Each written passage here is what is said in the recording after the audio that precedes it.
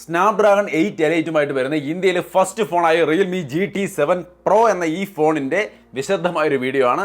വെറുതെ അൺബോക്സിംഗ് അല്ല, കഴിഞ്ഞൊരു മാസമായിട്ട് ഉപയോഗിക്കുന്നു. അതിന് മുമ്പേ അൺബോക്സ് ചെയ്ത് ഉപയോഗിച്ചുകൊണ്ടിരിക്കുകയാണ്. സോ നമ്മുടെ ഫുൾ എക്സ്പീരിയൻസ് ആണ് ഷെയർ ചെയ്യുന്നത്. ഇതെടുത്ത് പറയാൻ കാരണം പലപ്പോഴും അൺബോക്സിംഗ് മാത്രമായിട്ട് ചെയ്യേണ്ട അവസ്ഥ വരാറുണ്ട്. അപ്പോൾ ഫുൾ ഡീറ്റെയിൽസിൽ ഉണ്ടാവില്ല. പലരും അത് പോരാ എന്ന രീതിയിൽ പറയാറുണ്ട്. ഇത് അങ്ങനെയല്ല, ഒരു മാസമായിട്ട് ഉപയോഗിച്ചുകൊണ്ടിരിക്കുന്നതുകൊണ്ട് തന്നെ ഡീറ്റെയിൽഡ് കാര്യങ്ങളുണ്ട്. വാങ്ങിക്കാനോ ഇത്തിരി ഇഷ്ടം തോന്നുന്ന ആൾക്കാരൊക്കെ ഉണ്ടെങ്കിൽ വിശദമായിട്ട് പറയാം. കേട്ട് നോക്കിയിട്ട് നിങ്ങളുടെ അഭിപ്രായം തീർച്ചയായിട്ടും കമൻറ്റായിട്ട് ഷെയർ ചെയ്യാം. ആദ്യം ഈ ബോക്സിൽ എന്തൊക്കെ ഉണ്ടായിരുന്നു വെറുതെ ഒന്ന് കാണിക്കാം. ഞാൻ നേരത്തെ അൺബോക്സ് ചെയ്തതാണ്. ഇതൊക്കെയാണ് ബോക്സിലുള്ള ആക്സസറീസ്. നമുക്ക് 120 വാട്ടിന്റെ ചാർജർ ബോക്സിൽ വരുന്നുണ്ട്. സോ ചാർജിങ് സ്പീഡിനെ കുറിച്ച് ഓർത്ത് ടെൻഷൻ വേണ്ട. ചാർജിങ് കേബിൾ ആണെങ്കിൽ Type A to Type C ആണ്. പിന്നെ സിം ടൂൾ, അതേപോലെ കുറച്ച് ഡോക്യുമെന്റേഷൻ, കേസ്, ഇത്രയും കാര്യങ്ങളാണ് ബോക്സിൽ വരുന്നത്. സോ ഇതൊക്കെ അങ്ങോട്ട് മാറ്റി വെക്കാം. സോ ഇതാണ് റിയൽമി GT7 Pro. അത്യാവശ്യം നല്ലൊരു ബിൽറ്റിലും ഡിസൈനിലും വരുന്ന ഒരു ഫോണാണ്.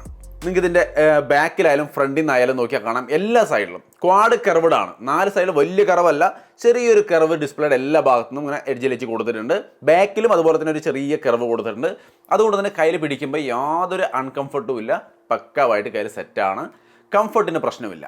മെറ്റൽ ഫ്രെയിം, ഗ്ലാസ് ബാക്കുകൾ കാര്യങ്ങളൊക്കെയാണ് കൊടുത്തിരിക്കുന്നത്. ബിൽറ്റ് ക്വാളിറ്റിക്കൊന്നും യാതൊരു ഇഷ്യൂസും ഇല്ല. സെറ്റ് 2 കളറിലാണ് വരുന്നത്. മാർസ് ഓറഞ്ച് എന്ന് പറയുന്ന ഈ കളറും ഗാലക്സി ഗ്രേ എന്ന് പറയുന്ന വേറൊരു കളറും ഉണ്ട്. ഇഷ്ടമുള്ള കളർ നോക്കിയിട്ട് ചൂസ് ചെയ്യാം. ഇനി ഇതിന്റെ ഒരു ഓവർവ്യൂ നോക്കിയാൽ താഴെ ഡുവൽ നാനോ സിമിന്റെ സ്ലോട്ട് കാണാം. പിന്നെ main microphone, Type C port, speaker grill. Right സൈഡിൽ പവർ ബട്ടൺ, വോളിയം ബട്ടൺ, ടോപ്പിൽ noise cancelling microphone, IR blaster, റിമോട്ടായിട്ട് നിങ്ങൾക്ക് ഈ ഫോൺ ഉപയോഗിക്കാം. ലെഫ്റ്റ് സൈഡിൽ വേറെ ഒന്നുമില്ല, ക്ലീൻ ആണ്. റൈറ്റ് സൈഡിലെ ക്യാമറ സെറ്റപ്പും കാര്യങ്ങളൊക്കെ കാണാം. ഡിസ്പ്ലേ 4 സൈഡിലേക്കും കർവ്ഡ് ആയിട്ടുള്ള സെറ്റപ്പ്. സോ അപ്പോൾ ഇതാണ് ഇതിൻ്റെ ഒരു ഡിസൈൻ. നന്നായിട്ടുണ്ട്. ഈ ഭാഗത്ത് പ്രത്യേകിച്ച് നെഗറ്റീവ് ഒന്നും പറയാനില്ല. കാരണം ഇത് വളരെ നന്നായിട്ട് ഡിസൈൻ ചെയ്തിരിക്കുന്നു. നല്ല ബിൽറ്റും കാര്യങ്ങളുമാണ്. ഇനി ഇത് കണ്ടിട്ട് നിങ്ങൾക്ക് എന്തെങ്കിലും തോന്നിയെങ്കിൽ തീർച്ചയായിട്ടും കമൻറ്റ് ചെയ്യാം.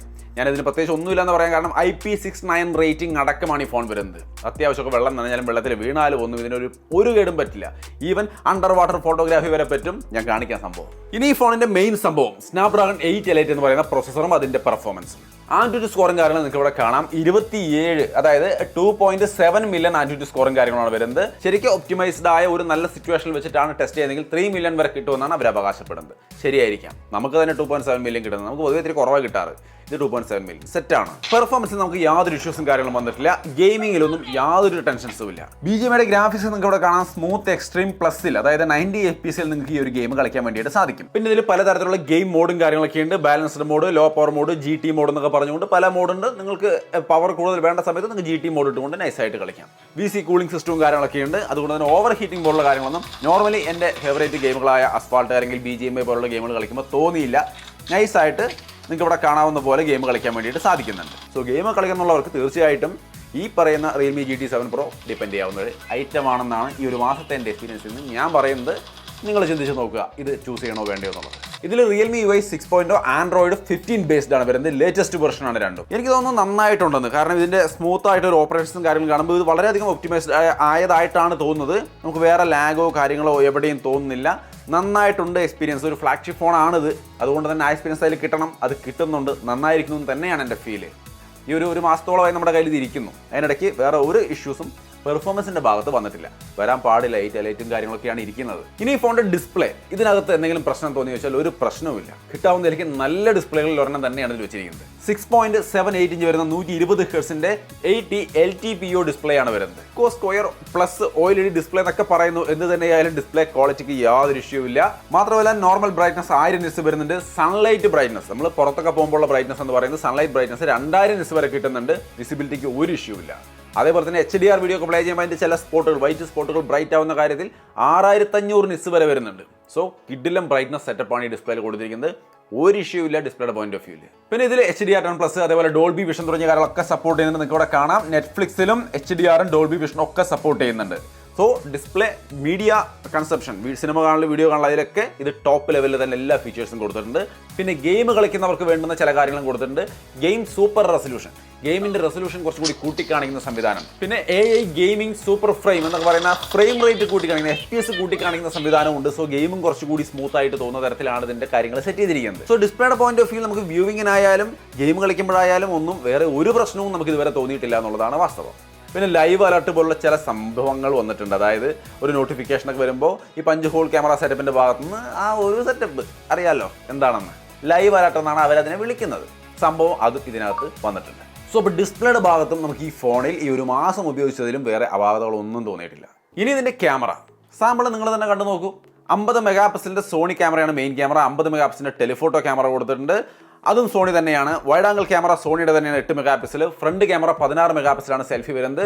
അതിൻ്റെ ക്വാളിറ്റി നിങ്ങൾക്ക് ഇവിടെ കാണാം. ഫോട്ടോസിൻ്റെ കാര്യത്തിൽ എനിക്ക് വേറെ അപാധകളൊന്നും തോന്നിയില്ല. ഓവർ സാച്ചുറേഷൻ പോലുള്ള കാര്യങ്ങളൊന്നും ഞാൻ ഇതിൽ കണ്ടില്ല. ഞാൻ ഷെയർ ചെയ്യുന്നുണ്ട് ഞാൻ എടുത്ത ഫോട്ടോസ്, നിങ്ങൾ കണ്ടു നോക്കുക. ഞാൻ വെറുതെ പറയല്ല, വലിയ കുഴപ്പമില്ലാത്ത നല്ല ഫോട്ടോസ് തന്നെയാണ് കിട്ടുന്നത്. സോ തീർച്ചയായിട്ടും ഒരു നല്ല ക്യാമറ സെറ്റപ്പാണ് ഇതിൽ കൊടുത്തിരിക്കുന്നത്. വീഡിയോയുടെ കാര്യത്തിലും അത്യാവശ്യം നല്ല സെറ്റപ്പാണ്. മെയിൻ ക്യാമറയിൽ 4K വീഡിയോ മാത്രമല്ല 8K 24 FPS വരെ നിങ്ങൾക്ക് ഷൂട്ട് ചെയ്യാൻ സാധിക്കും. സോ വീഡിയോയുടെ പോയിന്റ് ഓഫ് വ്യൂലും എനിക്ക് ഇഷ്യൂ തോന്നുന്നില്ല. സ്റ്റെബിലൈസ്ഡ് ആയ നല്ല സ്മൂത്ത് ആയ നല്ല വീഡിയോ ആണ് കിട്ടുന്നത്. സോ വീഡിയോ ക്വാളിറ്റിയും നന്നായിട്ടുണ്ട്. ഫ്രണ്ട് ക്യാമറയുടെ വീഡിയോ ക്വാളിറ്റി ഞാനിവിടെ ഷെയർ ചെയ്യുന്നുണ്ട്. സ്റ്റെബിലൈസ്ഡ് ആണ്, സ്മൂത്ത് ആയ വീഡിയോസ് ആണ് നമുക്ക് കിട്ടുന്നത്, പ്രശ്നമൊന്നുമില്ല. ഈ ക്യാമറ സെറ്റപ്പിന്റെ ഭാഗത്ത് ആകെ കണ്ട ഒരേ ഒരു പോരായ്മ എന്ന് പറയുന്നത് സെൽഫി ക്യാമറയിൽ 4K വരുന്നില്ല എന്നുള്ളതാണ്. സോ ഈ ഒരു പ്രൈസിന് ഇതിന്റെ പ്രൈസ് നോക്കുമ്പോൾ തീർച്ചയായിട്ടും 4K വേണ്ടതാണ് അവർ കൊടുത്തിട്ടില്ല. അപ്പോൾ ഇതിന്റെ ഒരു പോരായ്മയാണെന്ന് തന്നെ മനസ്സിലാക്കി വെക്കുക.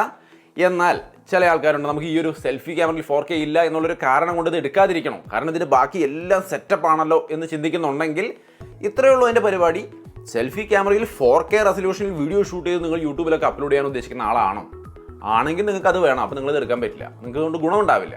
പക്ഷെ അതല്ലെങ്കിൽ ഫുൾ HDയിൽ നല്ല വീഡിയോ സ്മൂത്ത് ആയിട്ട് കിട്ടുന്നതിന് നിങ്ങൾക്ക് ഇവിടെ കാണാൻ ഞാൻ പല ലൈറ്റിംഗ് കണ്ടീഷനിൽ എടുത്ത സാമ്പിളൊക്കെ ഷെയർ ചെയ്യുന്നുണ്ട്, നന്നായിട്ടുണ്ട്. ഇത് ഓക്കെ ആണോ എന്ന് നിങ്ങൾ നോക്കുക. ഓക്കെ ആണെങ്കിൽ ബാക്കി എല്ലാം സെറ്റപ്പ് ആണല്ലോ, ഇതും നിങ്ങൾക്ക് അഡ്ജസ്റ്റ് ചെയ്യാമെങ്കിൽ സെറ്റ്, വേറെ ഒരു വിഷയമില്ല. സോ തീരുമാനം നിങ്ങളുടേതാണ്. സോ ഇത് ഞാൻ ഇവിടെ ക്ലിയർ ആയിട്ട് പറയുന്നു. കാരണം നമ്മൾ ഇത് എടുത്ത് പറയാൻ കാരണം എന്താണെന്ന് വെച്ച് കഴിഞ്ഞാൽ പലപ്പോഴും നമ്മൾ ഈ ഫോണുകൾ റിവ്യൂ ചെയ്യുന്ന സമയത്ത്, റിവ്യൂ അല്ല അൺബോക്സിങ് ചെയ്യുന്ന സമയത്ത് ഇയാൾ നെഗറ്റീവ് ഒന്നും പറയുന്നില്ല എന്നുള്ള കാര്യങ്ങൾ ചില സുഹൃത്തുക്കൾ ഇങ്ങനെ കമൻറ്റ് ചെയ്ത് കാണാറുണ്ട്. നമ്മൾ നെഗറ്റീവ് തീർച്ചയായിട്ടും പറയാറുണ്ട്. ഈ അൺബോക്സിങ് ഇനീഷ്യൽ ഇംപ്രഷൻ ഒറ്റ ദിവസം കൊണ്ട് കൈ കിട്ടിയ സാധനം എടുത്ത് റിവ്യൂ ചെയ്യുന്ന നേരത്ത് പെട്ടി ഓപ്പൺ ചെയ്ത് അത് എങ്ങനെയുണ്ടെന്ന് പറയാനുള്ള സമയം ഉണ്ടാവുള്ളൂ. ആ എക്സ്പീരിയൻസ് നമുക്ക് കിട്ടിയിട്ടുള്ളൂ എന്നുള്ളത്, അത് മാത്രം ഒരു ടൈം കിട്ടിയുള്ളൂ എന്നുള്ളത് കൊണ്ടാണ് നമ്മൾ അങ്ങനെ ഒരു അൺബോക്സിങ് മാത്രം ചെയ്തു പോകുന്നത്. പക്ഷേ ഇത് ഒരു മാസമായിട്ട് ഉപയോഗിക്കുന്നതാ. ഇതിൻ്റെ എല്ലാ കാര്യങ്ങളും പറയാം, പക്ഷേ ഭാഗ്യവശാലെന്ന് പറയാൻ ഇതിന് യാതൊരു ഇഷ്യൂ ഇല്ല. ഫ്ലാഗ്ഷിപ്പ് സെറ്റപ്പാണ്, വേറെ ഒരു പ്രശ്നം തോന്നില്ല. ഇത് മാത്രമാണ് ഒരു കാര്യം തോന്നിയത്, അത് ഞാൻ ക്ലിയർ ആയിട്ട് പറഞ്ഞിട്ടുണ്ട്. പിന്നെ ക്യാമറയുടെ ഭാഗത്ത് ഞാൻ പറഞ്ഞ അണ്ടർ വാട്ടർ ഫോട്ടോഗ്രാഫി ഒക്കെ ചെയ്യാൻ പറ്റുമെന്ന്. നമുക്ക് ഇതിനകത്ത് ക്യാമറയുടെ സെറ്റിങ്സിനകത്ത് ഒരു മോഡുണ്ട്. അതായത് നമ്മളിതിൻ്റെ ഏറ്റവും അറ്റത്ത് മോറിലേക്ക് വന്നാൽ നിങ്ങൾക്ക് ഇവിടെ കാണാം അണ്ടർ വാട്ടർ മോഡ് എന്ന് പറഞ്ഞൊരു മോഡ് നിങ്ങൾക്ക് ഇവിടെ കാണാം. ഇത് എനേബിൾ ചെയ്യണമെങ്കിൽ നിങ്ങൾക്ക് മാനുവലി എനേബിൾ ചെയ്യാം, അല്ലെങ്കിൽ നിങ്ങളിത് വെള്ളത്തിൻ്റെ അടിയിൽ മുക്കുന്ന സമയത്ത് താനെ ഇത് എനേബിൾ ആയിക്കോളും. അങ്ങനെ എനേബിൾ ആകുമ്പോൾ നമുക്ക് ഇതിൻ്റെ ബട്ടണുകളിലൂടെ കൺട്രോൾ ചെയ്യാൻ പറ്റും. ഇതിൻ്റെ സൂമിങ് കാര്യങ്ങളൊക്കെ ഈസി ആയിട്ട് ക്ലിക്ക് ചെയ്താൽ സിംഗിൾ ക്ലിക്കിൽ ഇത് ക്യാപ്ചർ ചെയ്യും. ക്ലിക്ക് ആൻഡ് ഹോൾഡ് ചെയ്ത് കഴിഞ്ഞാൽ നമുക്ക് വീഡിയോ റെക്കോർഡിംഗ് തുടങ്ങും. സോ അപ്പോൾ അണ്ടർ വാട്ടറും നിങ്ങൾക്ക് ഇതിൻ്റെ വീഡിയോ എടുക്കാൻ, ഈ ഫോൺ കൊണ്ട് വീഡിയോ എടുക്കാൻ സാധിക്കും. സോ ഈ ഒരു ഇൻഡസ്ട്രിയിൽ തന്നെ ഫസ്റ്റ് ടൈം അണ്ടർ വാട്ടർ ഫോട്ടോഗ്രാഫിക്ക് വേണ്ടി എന്ന് പറഞ്ഞിട്ട് ഫീച്ചേഴ്സും കാര്യങ്ങളും കൊടുത്തിട്ടുള്ള ഒരു ഫോണാണ് GT7 Pro. നന്നായിട്ടുണ്ടോ? ഫോട്ടോസ് ഒന്ന് നിങ്ങൾ നോക്കുക. ഞാൻ ജസ്റ്റ് അവിടെ അടുത്ത് തോട്ടി പോയിട്ട് ട്രൈ ചെയ്തതാണ്. ഇതിൻ്റെ ബാറ്ററി നോക്കിയാൽ 5800 mAh ആണ് വരുന്നത്. ചാർജിങ് 120 വാട്ടാണ്. രണ്ടായാലും സെറ്റപ്പാണ്, പ്രശ്നമൊന്നുമില്ല. സാധാരണ പല ഫോണുകളും ഇപ്പോൾ 6000 mAh എത്തിയിരിക്കുന്നു. അങ്ങ് മുട്ടിച്ച് കൊടുക്കാമായിരുന്നു. അത് ഇന്ത്യൻ വേരിയൻറ്റിൽ കൊടുത്തിട്ടില്ല, ചൈനീസ് വേരിയൻറ്റിൽ കൂടുതലുണ്ട്. പക്ഷേ ഇന്ത്യൻ വേരിയൻറ്റിൽ 5800 ഉള്ളൂ. പക്ഷേ എങ്കിലും അത് സൂപ്പറാണ്, ഒരു പ്രശ്നമില്ല. 5000 mAh ഒക്കെ മാറി ഇപ്പോൾ 5800 6000 റേഞ്ചിലേക്ക് വന്നു. 120 വാട്ടിൻ്റെ ഫാസ്റ്റ് ചാർജിങ് കൊണ്ട് ബാറ്ററിയുടെ ഭാഗത്ത് നോ ടെൻഷൻ. ഇനി ഈ ഫോണിൽ ഡുവൽ സ്റ്റീരിയോ സ്പീക്കറാണ് വരുന്നത്. അതിൻ്റെ സൗണ്ട് ക്വാളിറ്റി ഒന്ന് കേട്ട് നോക്കിക്കോളൂ. സോ അപ്പോൾ അതും വന്നിട്ട് അത്യാവശ്യം നല്ലൊരു സെറ്റപ്പ് തന്നെയാണ്. പിന്നെ ഇതിൽ Wi-Fi 7, അതേപോലെ 360 degree NFC support, Bluetooth 5.4, touch to share feature. അതായത് നമ്മൾ ഈവൻ നമ്മുടെ മറ്റ് ഓപ്പോ OnePlus ഫോണുകളോ അല്ലെങ്കിൽ റിയൽമിയുടെ മറ്റ് ഫോണുകളൊക്കെ ആയിട്ട് ഇങ്ങനെ കൊണ്ടുവന്ന് പരസ്പരം മുട്ടിച്ചാൽ ഫയൽ ഷെയർ ആകുന്ന സംവിധാനം. ഇത് എവിടെ നിന്ന് വന്നു എന്നുള്ളത് ഊഹിക്കാൻ പറ്റുമോ? സോ അപ്പോൾ മൊത്തത്തിൽ ഈ ഒരു ഫോണിൻ്റെ design, display, performance, camera, battery എല്ലാ ഘടകങ്ങളും ഞാൻ പറഞ്ഞു. മൊത്തം കവർ ചെയ്ത് കഴിയുമ്പോൾ ഈ ഒരു പ്രൈസ് എന്ന് പറയുന്നത് ഓഫർ അടക്കം നോക്കിയാൽ എനിക്ക് അറിയാൻ കഴിഞ്ഞത് 57,000 അല്ലെങ്കിൽ 58,000 രൂപ റേഞ്ചിലാണ് ഓഫർ കഴിച്ചതിൻ്റെ പ്രൈസ് വരുന്നത്. സോ ആ പ്രൈസിന് സ്നാപ്ഡ്രാഗൺ 888 ഈ പറഞ്ഞ ടോട്ടൽ സെറ്റപ്പ് എന്ന് പറയുമ്പോൾ സംഗതി അടിപൊളിയാണെന്ന് തന്നെയാണ് ഞാൻ വിചാരിക്കുന്നത്. ഇനി ഇതിൻ്റെ കോമ്പറ്റീഷൻ ആയിട്ടുള്ള മറ്റ് ഫോണുകൾ വന്നാലേ അറിയോ എന്താണ് പ്രൈസിങ്ങിൻ്റെ ഒരു നിലവാരം എന്നുള്ളത്. ബട്ട് എനിക്ക് ഈ ഒരു പ്രൈസ് കേൾക്കുമ്പോൾ ഇപ്പോഴേക്ക് ഈ ഫോണിനേക്കാൾ മികച്ചതായിട്ട് വേറൊന്നും ഇവിടെ ഈ പ്രൈസിന് കിട്ടാനില്ല. ഇനി വന്നിട്ട് വേണമല്ലോ. So as of now this is the best. നിങ്ങൾ എന്താണ് ചിന്തിക്കുന്നത് തീർച്ചയായിട്ടും കമൻറ്റായിട്ട് ഷെയർ ചെയ്യുക. എപ്പോഴും പറയുന്ന പോലെ തന്നെ എല്ലാവരും കമൻറ്റ് നോക്കുക. എല്ലാവരുടെ ഒരു അഭിപ്രായം കൂടി രൂപീകരിച്ചുകൊണ്ട് എന്ത് വേണമെന്ന് തീരുമാനിക്കുക. തീരുമാനം എന്തായാലും അതുകൂടി ഒന്ന് കമൻറ്റ് ചെയ്യണേ. സോ അപ്പോൾ വീഡിയോ ഇഷ്ടപ്പെട്ടാൽ ലൈക്ക് ചെയ്യാനും ഷെയർ ചെയ്യാനും മറക്കണ്ട. വീണ്ടും ഒരു വീഡിയോയിൽ കാണാം.